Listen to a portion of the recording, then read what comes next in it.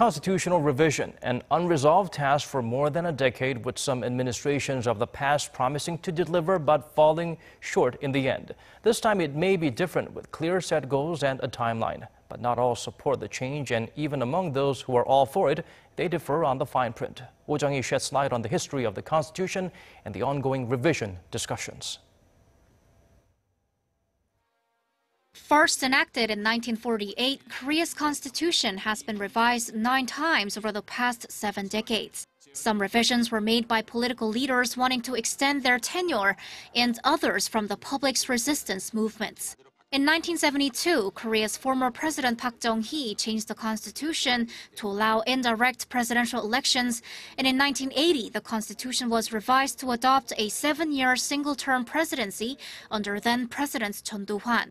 But through June Democratic Movement in 1987, dictatorship came to an end in Korea, and the constitution was once again revised to allow direct presidential elections in a 5-year single-term presidency.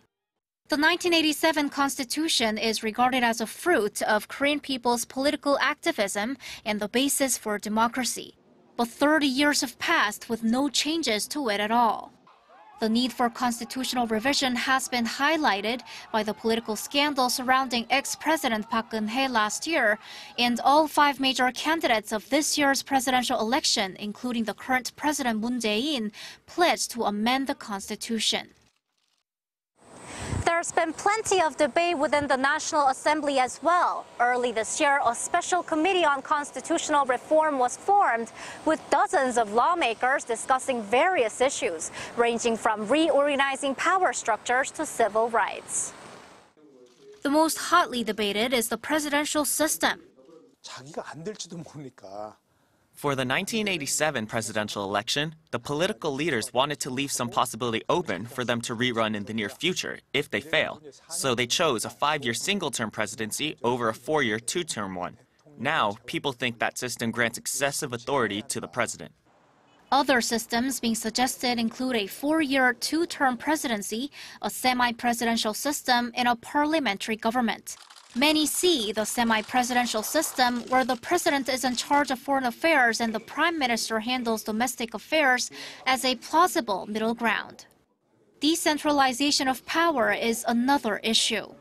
내년도 개헌할 때 헌법에 지방 분권을 강화하는 그런 조항과 함께 제2국민회의를 신설할 수 있는 그런 헌법적인 근거를 마련하려고 합니다.